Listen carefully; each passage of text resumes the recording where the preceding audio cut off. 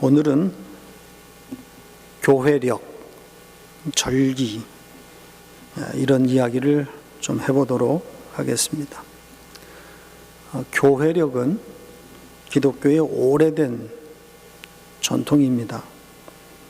특히 이 로만 카톨릭 쪽에서 이 교회력을 강조하고 있는데 1년 52주를 예수 그리스도의 오심, 그러니까 탄생부터 죽음, 부활, 승천 및 재림까지 구원의 역사를 1년 주기로 재현하고 있습니다. 개신교 쪽에서 감리교 등을 제외한 대부분의 개신교들은 이런 카톨릭적인 교회력을 배척하고, 감리교는 약간 카톨릭의 교회력을 따르는 경향들이 있습니다. 대신 주요 절기들을 취사 선택해서 지켜오고 있습니다. 대표적인 절기는 부활절, 또 성령 강림절, 맥추절이라고도 그러죠.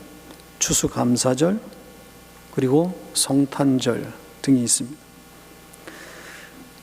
교회가 절기를 지켜온 것은 참으로 오랜 역사와 전통에 관한 것이기 때문에 이런 절기를 깨는 것이 무척 어렵고 또 용기가 필요한 주제입니다.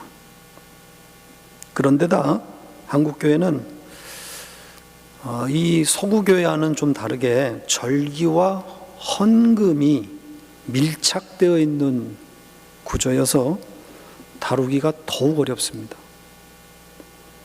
오늘 설교는 우선 주요 절기에 대한 유래와 전통을 소개해드리고, 그 전통과 역사가 가진 모순을 또 소개해드리고, 이제 설교 후반부에서는 성경이 말하는 절기에 대한 바른 시각을 소개해드리는 것으로 진행하려고 합니다.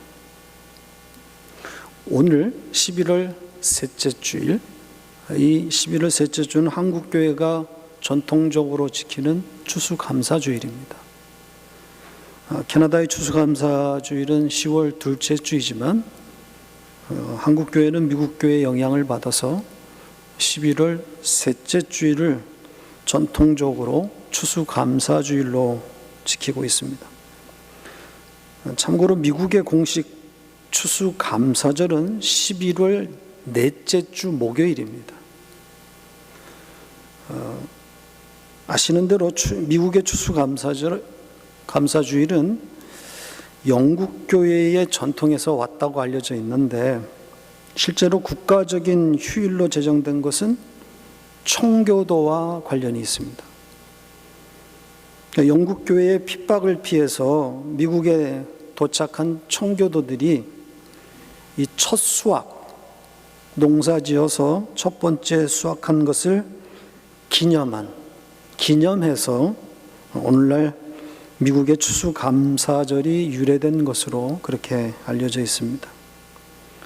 아마도 한국교회가 11월 셋째 주일을 추수감사주일로 전통적으로 지키고 있는 것은 아마 이 미국 교회의 영향이 아닌가, 또 미국 선교사들의 영향으로 지키게 된 것이 아닌가, 그렇게 추측을 합니다. 이 추수감사절이 갖는 의미가 한 해의 수확을 주신 것에 대한 감사의 의미를 담은 것이기 때문에, 사실 한국 상황에서 11월 셋째 주일은 그 수확의 의미를 제대로 반영하지 못했다라는 이야기가 많이 있어 왔습니다. 한국 상황에 맞는 이 추수감사주일에 대한 논의가 부분적으로 있어 왔지만, 이렇게 내놓을 만한, 괄목할 만한 성과는 아직까지 없습니다. 사실 의미로 볼 때 추석 명절이 추수감사의 의미를 잘 반영하고 있어서 이 추석을 추수감사절로 지키자는 의견들이 이렇게 대두되었지만 공론화에 이르지는 못했습니다. 소수 의견인 거죠. 이렇게 공론화가 되기 어려운 현실적인 이유는 또 따로 있습니다. 의미상 추석이 가장 추수감사의 그 의미를 잘 반영하고 있어서 적기이기는 하는데 추석으로 변경할 수 없는 현실적인 그런 배경은 역시 돈에 있습니다. 헌금에 있어요. 추석은 구정과 더불어서 1년 중에 인구 이동이 가장 많은 국민적인 공휴일입니다. 1년 52주 이 주일 중에서 예배 출석률이 가장 떨어지는 주간이 바로 이 추석 주간이에요. 이런 추석이 추수감사주일이 되어버리면 상당한 헌금 손실이 발생할 수도 있다는 그런 우려를 갖고 있는 거죠. 일반적으로 절기 중에서 가장 많은 헌금이 들어오는 때가 추수감사주일이기 때문에 옮기기가 어려운 겁니다. 한국교회는 이 절기와 이 헌금, 이걸 뗄래야 뗄 수 없는 그런 관계에 있어 보입니다. 이 서구교회는 절기와 헌금이 그다지 연관성이 없어 보입니다. 유독 한국교회가 절기와 돈이 깊게 연결되어 있습니다. 우리가 앞으로 다루게 될 기복신앙, 이것이 밑바닥에 깔려있기 때문입니다. 자, 추수감사절부터 좀 우리가 보겠습니다. 추수감사절의 성경적인 기초가 어디에서 왔을까요? 이스라엘의 3대 절기 중에 가을 절기, 마지막 절기인 수장절에 기인했다고 할 수 있을 겁니다. 이 절기에 대한 자세한 설명은 오늘 설교 끝부분에서 일괄적으로 다루겠습니다. 이 절기에 특별한 헌금을 제정한 것은 성경을 뒤죽박죽 해석했기 때문입니다. 그러니까 문맥과 역사적인 배경을 고려하지 않은 또 전형적인 문자적 해석이 낳은 오류입니다. 또 근본적인 문제는 절기가 예수 그리스도를 담고 있다는 것을 전혀 이해하지 못하기 때문이에요. 그러니까 절기 헌금의 배경으로 제시되고 있는 성경 구절 중에 한 구절을 소개해 드리겠습니다. 신명기 16장 16절로 17절 같이 읽겠습니다. 너희 가운데 모든 남자는 1년에 3번 곧 무교절과 칠칠절과 초막절에 내 하나님 여호와께서 택하신 곳에서 여호와를 배웁되 빈손으로 여호와를 배웁지 말고 각 사람이 내 하나님 여호와께서 주신 복을 따라 그 힘대로 드릴지니라. 이 말씀에는 절기에 빈손으로 나오지 말 것이며 헌금의 액수를 결정하는 기준도 제시되어 있습니다. 그러니까 하나님께서 주신 복을 따라 힘대로 내라 이렇게 되어 있어요. 그래서 이걸 해석해서 1년 동안 하나님이 베풀어 주신 또 그래서 받게 된 것, 특별히 경제적인 수입을 기초로 그걸 계산해서 헌금 액수를 정하라는 겁니다. 그럴듯한 해석으로 보입니다. 그러나 결정적인 오류가 여기에 발견됩니다. 우리가 성경을 해석할 때 문자적으로 해석하려면 그 문장 전체를 다 같은 방식으로 들여다봐야 됩니다. 그러니까 문장 전체를 일관되게 문자적으로 해석해야 되는데 지금 소개한 이 말씀은 문자 해석만으로는 답이 안 나오는 그런 구절이거든요. 모든 남자가 1년에 3번, 이 3번의 절기에 나와 헌금하라고 그렇게 되어 있습니다. 문자적으로만 보면 1년에 3번만 하면 돼요. 하나님 앞에 나오는 날이 이 3번이면 돼요. 그리고 그때만 헌금하면 돼요. 그것도 남자만 헌금해야 됩니다. 여자는 헌금하면 안 돼요. 여자 가장은 헌금을 금지해야 됩니다. 절기도 3번만 지키면 돼요. 남자가 3번 그렇게 절기를 지키고 헌금하라고 되어 있는데 이게 문자적인 해석이 안 되잖아요. 또 그 절기도 부활절이나 추수감사절, 성탄절이 아닌 문자 그대로면 유대인의 명절을 따라서 지켜야 되는 겁니다. 모순인 거죠. 앞에는 문자적으로 해석 안 하고 뒤에만 문자적으로 해석을. 이 추수감사주일에 가장 많이 듣는 말이 뭡니까? 올 한 해 동안 하나님께서 베푸신 복을 세어보면서 감사하라는 말이죠. 여기서 말하는 복이란 잘된 일, 성공이나 번영을 말하고 있는 겁니다. 그러니까 성공이나 번영에 대한 일정한 금액을 헌금하라는 거예요. 그런데 헌금할 수 없는 상황에 있는 사람들에게는 정말 곤혹스러운 절기입니다.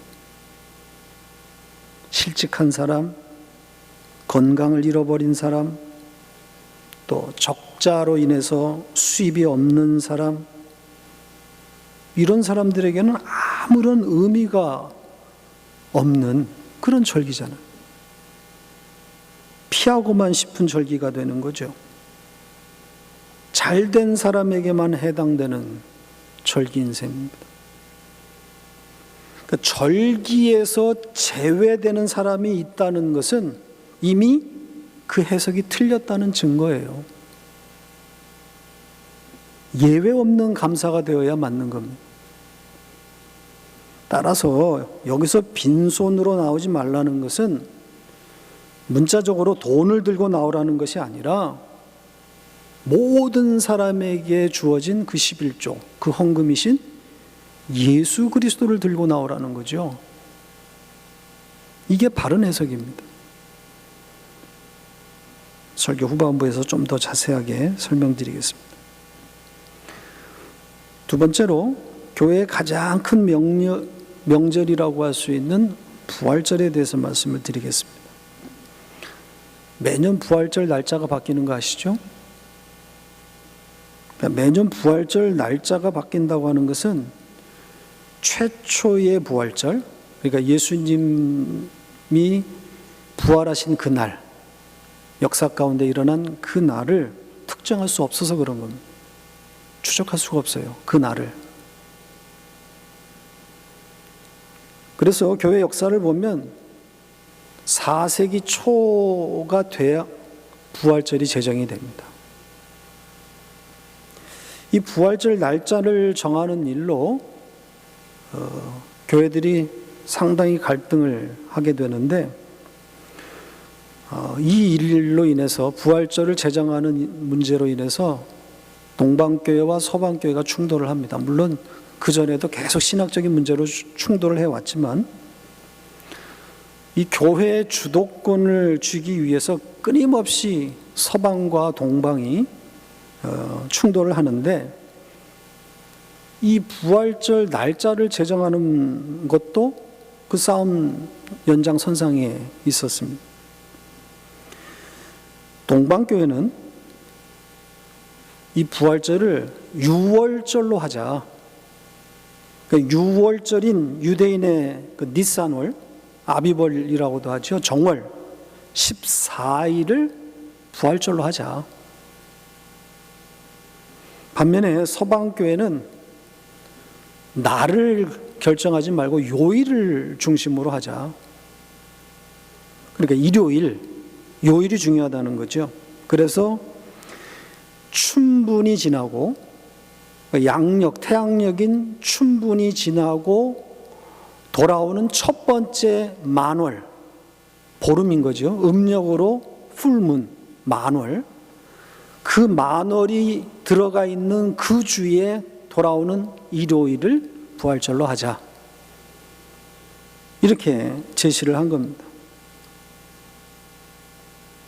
그래서 이 서방교회가 제시한 이 규칙이 채택이 되고, 그게 주 325년 니케아 종교회의라고 하는 학자들이 모인, 교회 지도자들이 모인 그 종교회의에서 서방교회가 결국 주도권을 쥐게 되거든요. 승리하게 됩니다.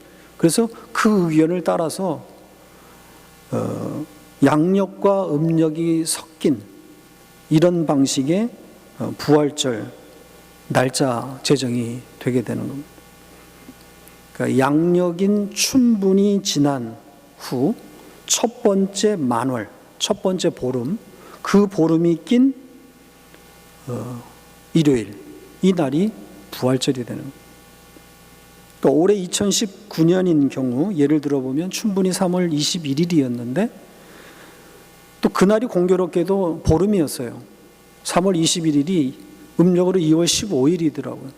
그러니까 그날은 안 되고 그 다음 보름 3월 15일이 양력으로 4월 19일이에요.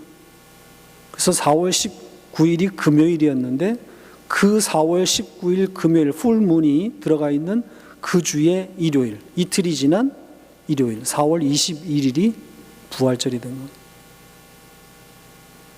그러니까 음력과 양력이 섞여서 이렇게 부활절을 정하게 됩니다.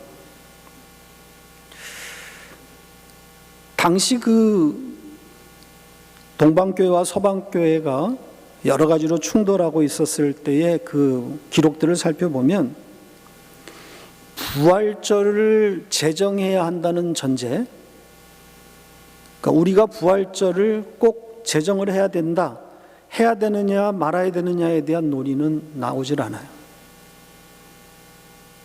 그러니까 부활절을 지켜야 한다는 생각에 이렇게 매몰되어 있었던 것 같아요. 그 외에는 다른 생각이 없었던 거죠. 그러니까 예수께서 부활하신 날, 그 최초의 부활절을 성경이 기록하지 않은 것, 또 오늘 우리가 읽은 갈라디아 4장과 같은 이 절기를 깨는, 절기를 부수는 이런 말씀들을 진지하게 고민하지 않은 거예요. 그러니까 갈라디아 4장에 지금 벌이라고 한 이 천박한 짓, 절기를 지키는 이 천박한 것에 대해서 그 절기의 부활절은 포함되지 않는다고 생각을 한 것 같아요. 부활절이니까. 부활절을 우리가 절기로, 교회력으로 찾아서 지키는 것, 이거는 사도 바울이 말하고 있는 그 천박한 짓에 들어가지는 않는다라고 생각을 한 것 같아요. 그러니까 하나님이 없애버린 날을 인간이 찾아서 기어코 지켜내는 겁니다. 왜 하나님이 부활하신 날을 숨기셨겠어요? 성탄절도 마찬가지고 인간을 아시기 때문이에요. 어려서부터 악한 인간을 하나님은 너무나 잘 아셔요. 절기가 있으면 인간은 그 절기를 지키는 것에 매몰되고 정작 그 절기에 담겨있는 예수는 버리게 돼 있어요. 그러니까 절기를 지켜내고 있는 주체, 내가 지키는 거잖아요. 우리가 지키는 거잖아요. 그러니까 절기를 지키고 있는 자신들에게 집중하고 있기 때문에 정작 예수는 사라지게 되는 거예요. 멀리 갈 필요 없이 오늘날의 교회들이 지키고 있는 절기의 양상을 보세요. 예수는 명분이고 문의일 뿐 자신들의 열심만 챙겨가질 뿐입니다. 우리가 보람을 갖는 거죠. 내가 이렇게 했다.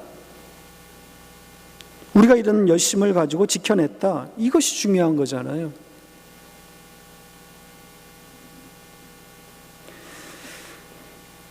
그 다음은 이제 다가오는 성탄절 이야기입니다.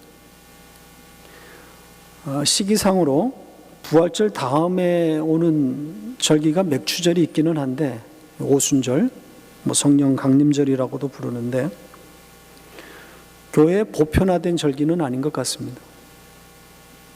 그래서 자세한 이야기는 생략하겠습니다. 성탄절은 다 아시는 것처럼 12월 25일입니다. 절기 날짜 중에 가장 이교도적인 배경이 들어가 있는 날이기도 합니다. 최초의 성탄절인, 그러니까 예수님이 실제로 태어나신 그날도 하나님이 숨겨버리셨어요. 아무도 그날을 모르게 하셨어요. 예수님이 언제 태어났는지 기록이 없어요. 왜 그렇겠습니까? 인간들이 절기로 만들 것을 하나님 아셨기 때문에.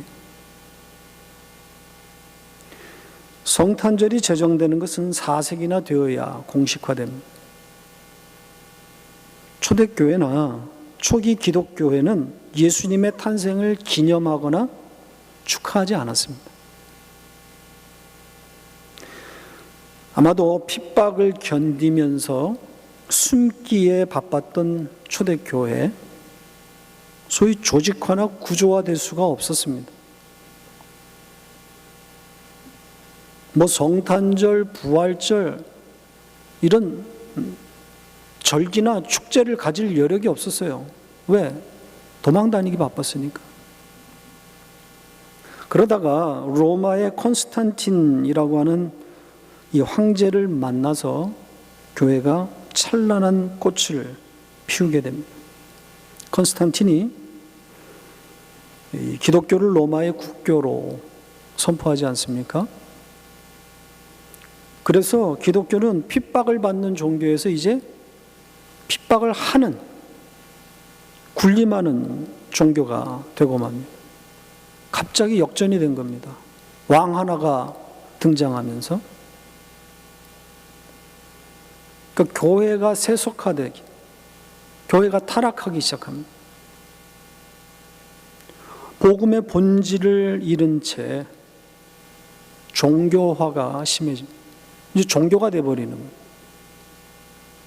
겉은 화려했지만 속빈 강정이 되고 만 겁니다. 이 성탄절 제정은 그런 종교화, 세속화의 한 결과라고 할 수 있습니다. 모든 종교의 창설자의 탄생일이 기념되듯이 기독교도 그럴듯한 모양새를 갖추어야 된다고 생각했던 것 같아요. 그래서 예수님이 실제로 태어나신 날을 추적할 수 없었던 교회 지도자들이 머리를 맞대고 의논한 결과 그 당시에 태양신의 축제날, 이 태양일 12월 25일을 가장 적합하다고 생각했던 것 같아요. 그러니까 로마 제국은 12월 25일을 태양의 탄생일로 그렇게 제정을 했어요. 그러니까 예수 그리스도가 이 땅에 태양과 빛으로 오셨으니까 그 의미가 12월 25일에 잘 담겨져 있다, 잘 새겨져 있다, 이렇게 해석을 한 거예요. 그리고는 대대적으로 이날을 절기화, 축제화 시켜 나간 겁니다. 이런 이교도적인 배경을 가지고 있는 것이 성탄절이에요. 크리스마스에. 이 태양일에 예수의 탄생을 축하하는 희극 아닌 희극이 오늘도 반복되고 있는 거예요. 이 시대에도 반복이 되고 있는 거예요. 가장 이교도적이고 이단적인 그런 배경을 갖고 있는 그 날에 예수의 탄생을 축하하고 있는 코미디를 하고 있는 거예요. 성경이 예수님의 탄생을 기록하고 있는 것은 예언의 성취라고 하는 의미만 전달할 뿐 그 외에는 다른 뜻이 없어요. 아기 예수를 노래할 이유가 하나도 없어요. 성경대로 예언대로 오셨다는 것에 초점을 맞추어야 되는데 인간들은 지금 엉뚱한 기념을 하고 있는 거예요.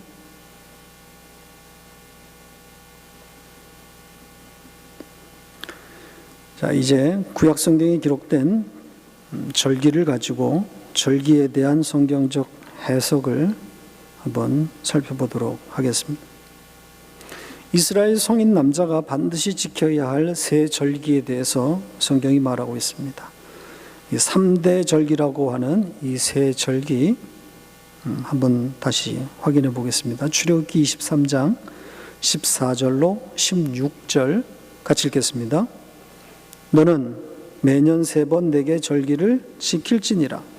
너는 무교절의 절기를 지키라. 내가 내게 명령한 대로 아비벌에 정한 때에 이래 동안 무교병을 먹을지니 이는 그 달에 네가 애굽에서 나왔음이라. 빈손으로 내 앞에 나오지 말지니라. 맥추절을 지키라. 이는 네가 수고하여 밭에 뿌린 것의 첫 열매를 거둠이니라. 수장절을 지키라. 이는 네가 수고하여 이루는 것을 연말에 밭에서부터 거두어 저장함이니라. 차례차례 보죠. 첫 번째 절기가 무교절입니다. 무교절 혹은 유월절입니다. 왜 이렇게 부르는지 아시죠? 무교절과 유월절은 어떻게 다른 거죠? 유월절이 있고 그리고 그날 유월절 그날부터 무교절이 시작되기 때문에 때로는 이렇게 혼용해서 쓰기도 합니다. 무교절은 히브리력으로 정월, 아비벌이죠. 제1월 14일입니다. 이날이 유월절이에요. 그래서 이 유월절인 이 14일부터 7일 동안 지속되는 그런 절기입니다.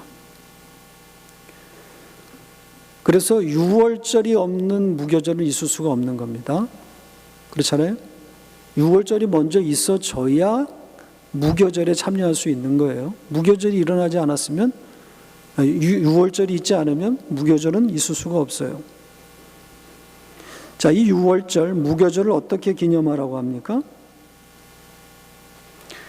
이 유월절 당일날 유대인의 가정에서 어떤 일이 일어나는 거죠? 어린 양이 살해되는 거예요. 어린 양을 죽여서 도살시켜서 그 피를 온 집에 뿌리게 됩니다. 우리가 이 출애굽기를 공부한 지 오래돼서 그러니까 4일 전에 10일, 제10일에 어린 양을 이미 취해놓고, 그렇죠? 가다 놓고, 그리고 6월절 당일 되면 다시 꺼내서 그 양을 도살합니다. 그리고 그 피를 뿌리는 거예요. 그리고 그 죽은 어린 양, 그걸 다 뜯어 먹습니다. 그걸 먹어요. 뿌리고 먹어요. 성경은 다 똑같은 이야기예요, 사실은. 그렇잖아요?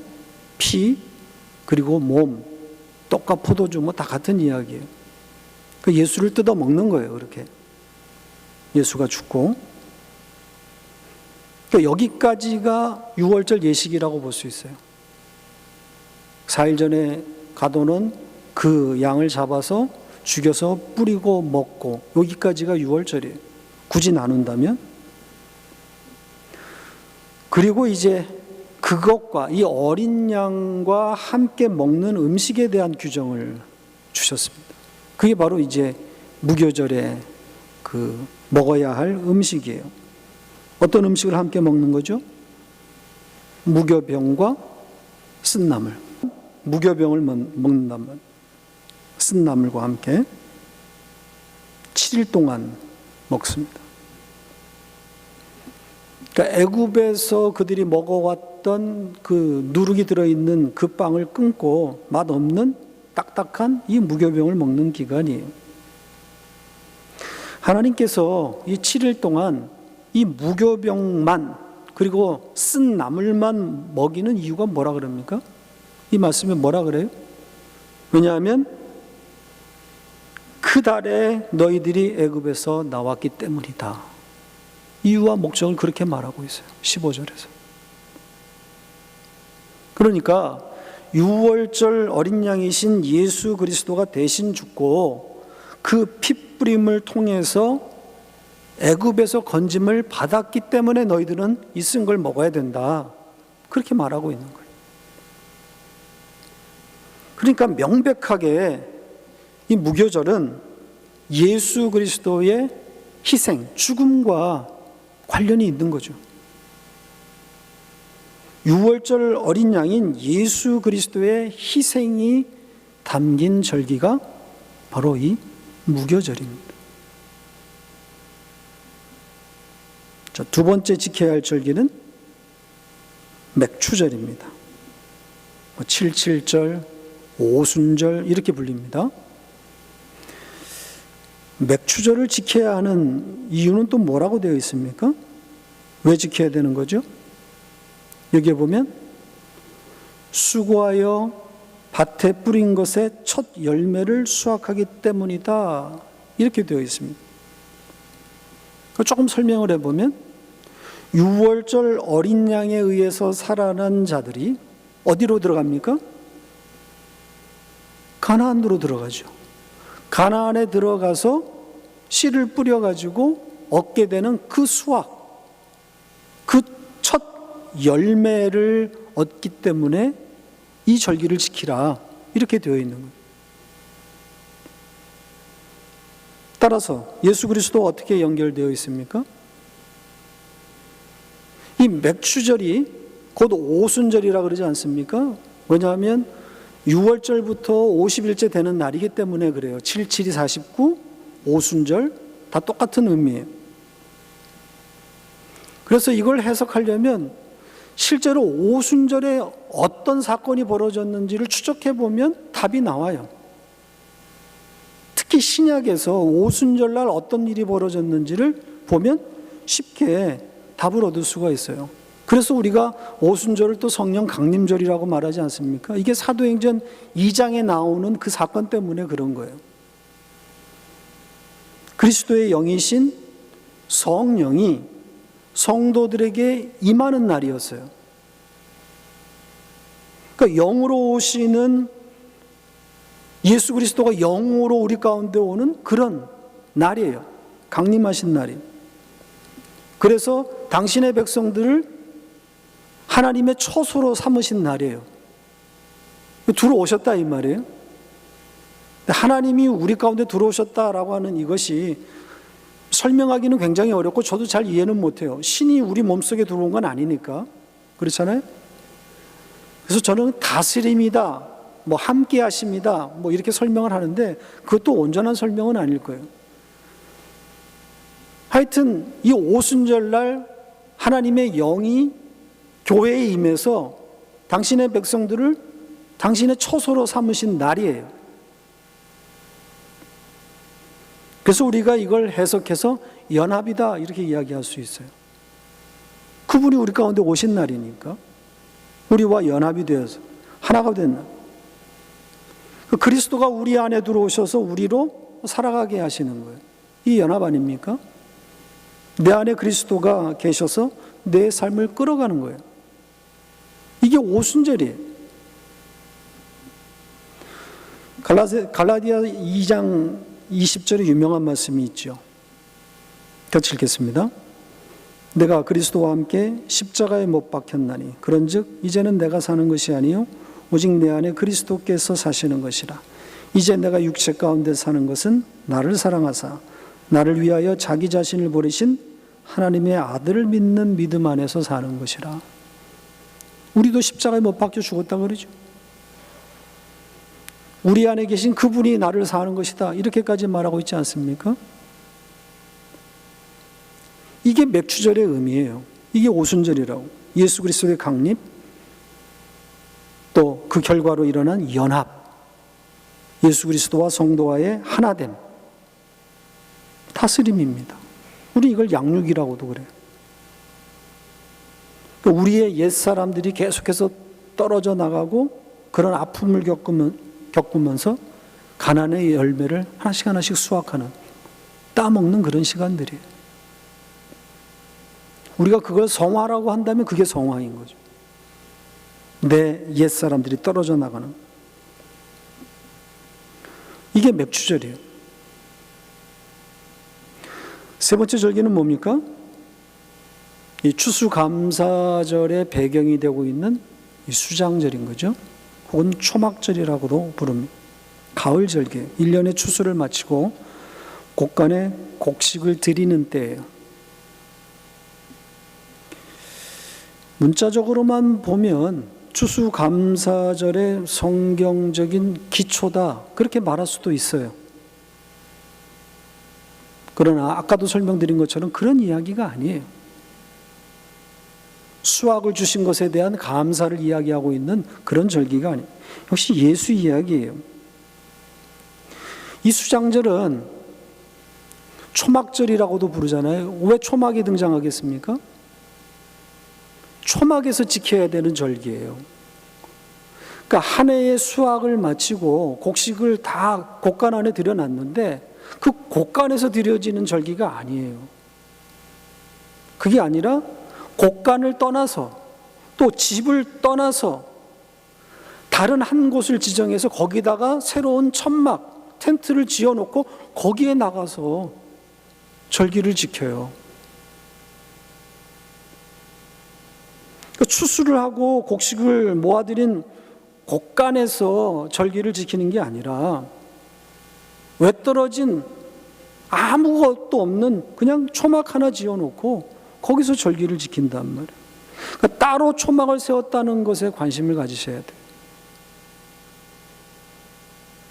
그러니까 수확의 기쁨이 아닌, 수확의 즐거움이 아닌 또 다른 즐거움, 기쁨을 암시하고 있는 거예요. 그 수확된 그 곡식이 들어있는 곡간에서 절기를 지키면 그 기쁨은 수확의 즐거움이고 수확의 기쁨일 거예요. 그게 아니라는 거예요. 이 수장절은 안식을 담고 있는 절기예요. 맞아요. 기쁨의 절기입니다. 자, 레위기 23장 39절로 40절을 보죠. 같이 읽겠습니다. 너희가 토지 토산 거두기를 마치거든 일곱째 달 엿닷새 날부터 이레 동안 여호와의 절기를 지키되 첫날에도 안식하고 여덟째 날에도 안식할 것이요 첫날에는 너희가 아름다운 나무 실과와 종려나무 가지와 무성한 가지나무와 신의 버들을 취하여 너희의 하나님 여호와 앞에서 이레 동안 즐거워할 것이니라. 계속 안식, 즐거움, 즐거워할 것. 그러니까 이것은 그냥 그대로 안식, 기쁨을 담고 있는 절기예요.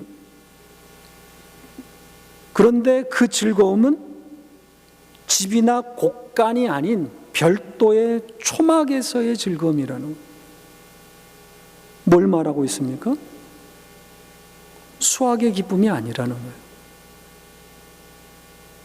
그러니까 타락한 인간은 곡간에서 즐거워하라 그러면 그 수확물, 그 거둔 것 때문에 기뻐하게 돼 있어요. 소유를 보면서 그것 때문에 기뻐한단 말이죠. 그래서 그 수확을 주신 하나님을 보는 것이 아니라 그 수확을 얻은 것 그 자체에 매몰되게 돼 있어요. 그래서 기뻐하는 장소를 옮겨 놓으신 거예요. 거기서 하지 마라. 수확과 직접 상관이 없는 별도의 장소에 그냥 덩그러니 텐트 하나 쳐놓고 거기서 즐거워하라는 거예요. 그 초막이 담고 있는 상징이 뭐겠어요? 그냥 그 초막 때문에 기뻐해, 이런 말이에요. 이 너희를 덮고 있는 이 초막 때문에 즐거워해. 초막은 덮음이에요. 텐트는 덮음이라고. 뭐로 덮였다는 거예요? 이 초막이신 예수로 덮였다는 거잖아요. 하나님이 이 이스라엘 백성들을 끊임없이 덮어서 지금 데리고 나오는 거 아닙니까? 이 덮음은 성경 처음부터 계시록까지 계속 이어지는 개념이에요. 덮였다. 예수로 덮인 자들.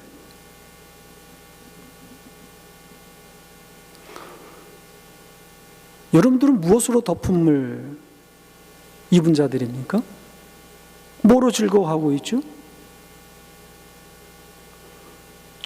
초막이신 예수 그리스도로 덮음을 받은 자들이고 그것 때문에 즐거워하는 자들이에요. 그래서 안식인 거예요. 그러니까 예수로 즐거워하는 거죠. 예수만으로. 그러니까 수장절은 초막이신 예수 그리스도를 담고 있는 바로 그분으로 말미암는 영원한 안식인 거예요. 그래서 절기는 예수라고 말하는 거예요. 초막절에 예수님께서 강론하신 적이 있습니다. 요한복음 7장에. 자, 이것만 소개하고 마치겠습니다. 요한복음 7장 2절 같이 읽겠습니다. 유대인의 명절인 초막절이 가까운지라. 7장의 배경을 말하고 있습니다. 이 절기에 주님께서 성전으로 가셔가지고 강론하는데 이게 요한복음 7장이거든요. 여기 유명한 말씀들인데 한 두 절만 보겠습니다. 요한복음 7장 37절, 38절 같이 읽겠습니다. 명절 끝날 곧 큰 날에 예수께서 서서 외쳐 이르시되 누구든지 목마르거든 내게로 와서 마시라. 나를 믿는 자는 성경의 이름과 같이 그 배에서 생수의 강이 흘러나오리라 하시니. 이 초막절에 하신 말씀이에요. 이게 우연이겠습니까? 초막절에 예수님이 성전에 들어가서 이 말씀을 하셨다. 목마른 자들은 다 내게로 와서 마셔라. 이게 우연히 이렇게 말씀하셨겠어요? 그분이 전능하신 하나님인데 초막절을 설명하고 있는 거예요. 초막절이신 당신을 설명하고 있는 거예요. 초막절은 안식이다. 예수 그리스도와 연합된 성도가 유월절을 거쳐서 맥추절을 거쳐서 성령 강림, 연합 이걸 거쳐서 예수의 안식에 들어오는 바로 그 안식을 이야기하고 있는 거란 말이에요. 성경은 이렇게 정말 정확하게 일관되게 같은 이야기를 하고 있어요. 연결되어 있어요. 모든 절기는 예수 그리스도 그분의 이 땅에 오셔서 당신의 백성들을 위해서 하신 일 이것과 관계가 있어요. 아니 그 자체예요. 하나님 나라를 담고 있는 거예요. 절기는. 말씀을 맺겠습니다. 사도 바울은 절기를 찾아 지키는 것은 천박한 짓이다 이렇게 말하고 있습니다. 천박하다. 초등학문으로 돌아가는 것이다. 이 말은 율법주의를 지칭하고 있는 것으로 보입니다. 니네가 율법으로 돌아가는 것이다. 무슨 말입니까? 껍데기만 붙든다는 것. 절기를 지키는 것은 껍데기를 붙드는 것과 같다. 알맹이는 없다 이 말. 인간의 속성은 보이는 것에 집착하게 돼 있어요. 절기가 바로 그 예입니다. 어떤 배경이 됐고 뭐 어떤 날짜가 됐든 그 의미를 살려가지고 우리가 잘 지키면 되지 않는가 그렇게 말할 수 있어요. 그러나 인간은 눈에 보이는 것에 집착하고 있기 때문에 껍데기만 붙들게 돼 있어요. 절기를 깨지 않으면, 절기를 몰아내지 않으면 인간은 그 절기에 매몰돼서 예수를 놓치게 돼 있어요. 아니라고 말하지 마세요. 우리가 개혁을 외치는 이유가 여기에 있습니다. 절기를 그냥 두고 그 의미만 되새기면 되지 않느냐 이렇게 반문할 수도 있는데 인간을 얕본 겁니다. 그리고 우리를 너무 과대평가한 거예요. 우리가 그렇게 대단한 사람들입니까? 절기에 우리는 매몰되지 않고 그냥 그 의미만 우리가 살려낼 수 있어. 절기의 의미를 알았다고 개혁되지 않습니다. 물론 절기를 없애고 교회에서 절기를 몰아냈다고 해서 개혁이 완성되는 건 아니에요. 죽을 때까지 우리는 개혁을 해야 되는 거죠. 교회에서 절기를 몰아내서라도 이렇게 해서라도 이렇게라도 해야 개혁의 의미가 좀 더 다가올 수 있기 때문에 쉽지 않은 길을 가보자는 거예요. 우리가 대단한 사람들이라 우리가 완전한 완성을 이룬 사람들이기 때문에 이렇게 가자 이게 아니라 이렇게 교회에서 절기를 깨서 힘든 길을 가는 것을 통해서 좀 더 개혁의 의미를 살펴보자 이 말.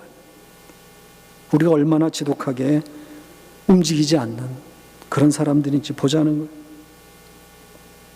절기가 깨져야 예수가 보입니다. 절기는 단지 그림자예요. 그림자는 원형이 있는 거예요. 따로 있어요. 그래서 그림자는 아무 의미가 없어요. 골로새서 2장 16절로 17절 같이 읽겠습니다. 그러므로 먹고 마시는 것과 절기나 초하루나 안식일을 이유로 누구든지 너희를 비판하지 못하게 하라.